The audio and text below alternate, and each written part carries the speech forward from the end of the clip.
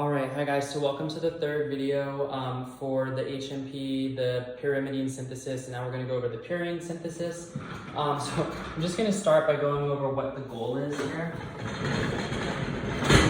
Okay, cool, so you can see that.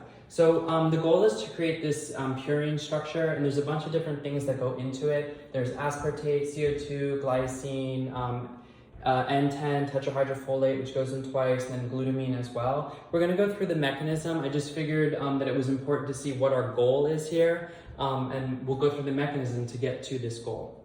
Okay, so I'm going to move this again.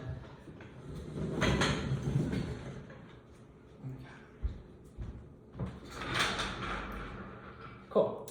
Okay, so I'm just going to get started with it. So the PRP, that's our sugar.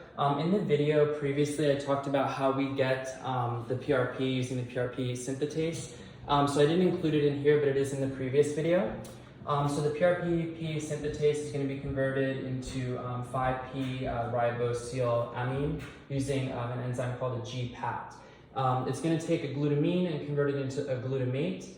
And then the activators are PRPP and glutamine, which kind of makes sense because you need these things to get the reaction going. And then there's a long list of inhibitors. So you have the IMP, the AMP, the GMP, ATP, and GTP. Once we have our 5P ribosylamine, we're going to convert it into GAR, which I just abbreviated. And we're going to put glycine and an ATP into it, and we're going to get out ADP and phosphate.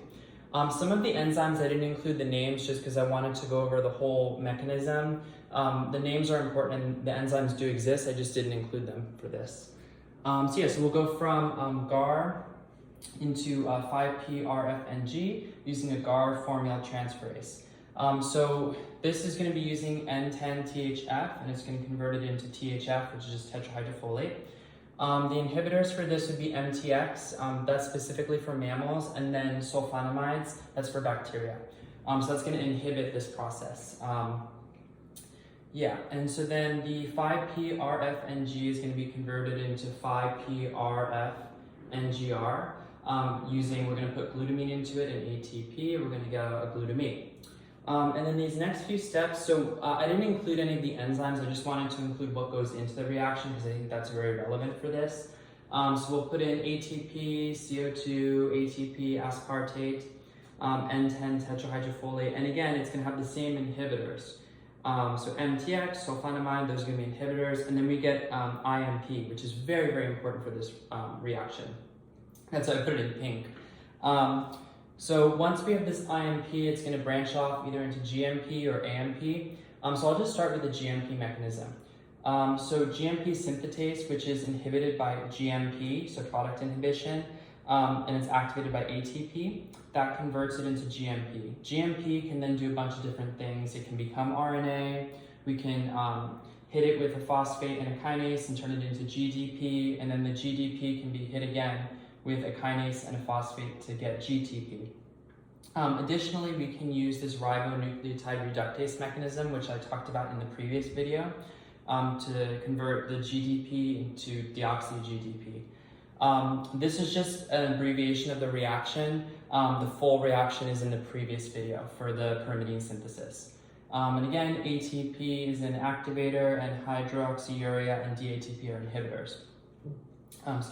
So the GDP can be converted into DGDP, and then can be converted into DGMP, and then eventually can become DNA.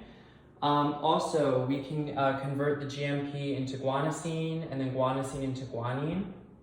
And then eventually, when we talk about breaking down guanine, we'll go into that, but I just want to go into building up first. So then the IMP can be converted into AMP using adenylosuccinate synthetase. And an activator of this would be GTP, an inhibitor would be AMP, and then, which makes sense again because that's our product inhibition, so we get AMP. Additionally, adenosine can be converted into AMP using PRPP. You add PRPP into it, the enzyme is APRT, and that's just like a recycling mechanism or a salvage pathway if you want to call it that. The AMP can become RNA, and then additionally, again, we can add kinases to it and convert it from ADP into ATP, We can also do a similar mechanism to this where we can convert it into ADP, into DADP, and then DAMP, and then eventually DNA.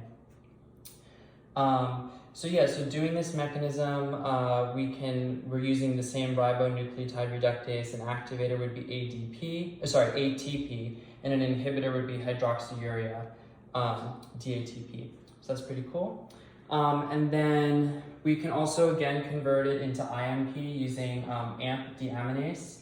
So that's another thing that we can do. And then we can also convert AMP into adenosine using adenosine kinase. So this is kind of just building us up, and then eventually we're going to be breaking it down. So we've built up the stuff, and now we either need to salvage it or we need to get rid of it in the form of uric acid. So this guanine can be salvaged using the HGPRT. We'll just add a PRPP into it, and then that'll get us back to GMP. And if someone has the X-linked recessive disorder, Lesch-Nyhan syndrome, this enzyme is going to be deficient, so it's not going to be working properly, and you're going to get an excess buildup of uric acid. And then let's see. So additionally, we can convert the adenosine into inosine using adenosine deaminase, and this reaction is done via this adenosine deaminase. But if you do have ADA, which is a deficiency disorder, in this enzyme, then this is not going to be functioning as properly. The inosine can be converted into hypoxanthine using a PNP, which is purine, I don't remember the name off the top of my head, but I've just abbreviated it as PNP. And if someone has a deficiency in this enzyme, they're going to not be able to convert inosine into hypoxanthine. Hypoxanthine can then be converted into IMP using, again, the salvage pathway. You just add a PRPP and you use the enzyme HGPRT. A medical vignette of this would be someone who has Lesch-Nyhan syndrome. So same as this, you're going to be deficient in this, and you're not going to be able to create IMP. So you're not going to be able to salvage your hypoxanthine. And then the last two mechanisms are hypoxanthine being converted into xanthine using xanthine oxidase. And then xanthine oxidase again can convert xanthine into uric acid. For people who have gout or they have excess uric acid buildup, it gets stored in, I believe, the kidneys, and it also can be in the joints. It can be very painful and uncomfortable. There's something that's called allopurinol, which is an inhibitor for xanthine oxidase, which can reduce the amount of uric acid that's being formed. So yeah, this is kind of a crazy mechanism. I went through it pretty quick. If you have any questions, which I'm sure you will, feel free to message in the comments or shoot me an email or message. I hope you enjoyed this video. Thank you.